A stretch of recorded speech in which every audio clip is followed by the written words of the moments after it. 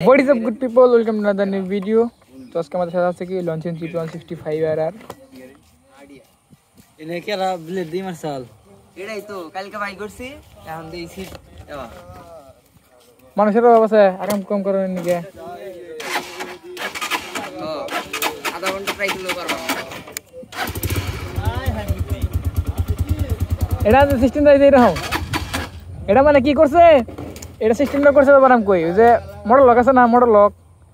lock যদি phone থেকে of করে দেয় পয়েন্ট গাড়ি আবার স্টার্ট দিলে স্টার্ট হয় না ঠিক আছে घूम से लुड़ेला এটা দেওয়ার পরে নতুন স্টার্ট হয় चल करने आओ ना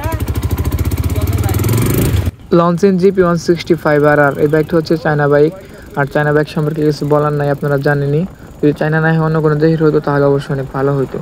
এই বাইকের আসলে মেন সমস্যা হচ্ছে বাইকের কোনো পার্টস ঠিকঠাকভাবে পাওয়া যায় না এই সুজুকি FZ এগুলো পার্টস যেরকম পাওয়া যায় বাট এটার পার্টস পাওয়া যায় না কিছুদিন আগে বাইকটা অ্যাক্সিডেন্ট করছিল অ্যাক্সিডেন্ট করার পর ডান সাইডে ফুট রেস্টটা ভেঙে যায় অনেক দিন বসা ছিল তারপর এই ফুট রেস্টটা গাজীপুর থেকে না অন্য একটা বাইক থেকে ইউজড বাইক থেকে নেওয়া হয়েছে বাইকটা মনে ফালায় রাখছিল ওই বাইক থেকে নেওয়া হয়েছে এই বাইকটা আপনার কি করছে 2 লাখ টাকার ভিতরে কত কি দিব এটা বাইকটার প্রাইস মনে হয় 1,92,000 টাকা এখন নাকি 1,80,000 টাকা 1,80,000 টাকার মধ্যে 6 স্পিড গিয়ার বক্স তারপর স্পোর্টস করছে সামনে দিয়েছে 120 সেকশনের টায়ার আর পিছনে দিয়েছে 140 সেকশনের টায়ার আর বাইকের ইঞ্জিন হইতেছে 165 সিসি 5RR এটা তো আপনারা জানেনই বাইকটা ভালোই লাগে আমার কাছে এক্সস্টের সাউন্ডও অনেক শুনতেছেন সুন্দর তবে কি হচ্ছে যে বাইকটার পার্টস যদি ঠিকঠাকভাবে পাওয়া যেত আর হচ্ছে এরকম যে সাধারণ গ্যারেজ আছে না যেখান থেকে যে সবগুলো বাইক সার্ভিস করেই এই শোরুমগুলোতে মানে এই ইঞ্জিনে যদি বড় একটা কাজ পাওয়া যায় বা ইঞ্জিনে যদি কোনো একটা কিছু মিসিং হয়ে যায় বা ভেঙে যায় ওই জিনিসটা যদি আয়না লাগাবো মানে একটা কিনে আয়না লাগাবো ওইরকম কোনো প্রসেস নাই একবার যদি ভেঙে যায় তাহলে ঢাকা না ঘোরাঘুরি কইরা তারপরে ওইটা কিনে আয়না লাগাইতে হয় এই হচ্ছে প্যারা আর প্যারাদায়ক বলতে বাইক চালায় মজা আছে বাট ওই বললাম না যে কিছু দু একটা সমস্যা এই সমস্যায় তাছাড়া কোনো সমস্যা আমার পরে নাই আমার কাছে ভালোই লাগে চালাইতে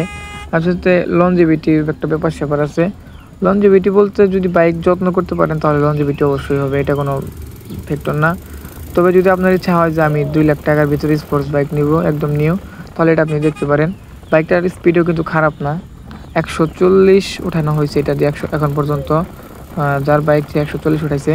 আর যদি মাইলেজের কথা বলি তাহলে 30-35 এর মতো পেয়ে যাবেন মাইলেজ এখন মনে হয় এই বাইকটার বর্তমানে 30 করে মাইলেজ পাওয়া যায় কিছুদিন আগে একদিন হলার লাগানো হয়েছিল বাইকে হলার আমি নিচেই লাগাইছিলাম লাগানোর পর চালাইছিলাম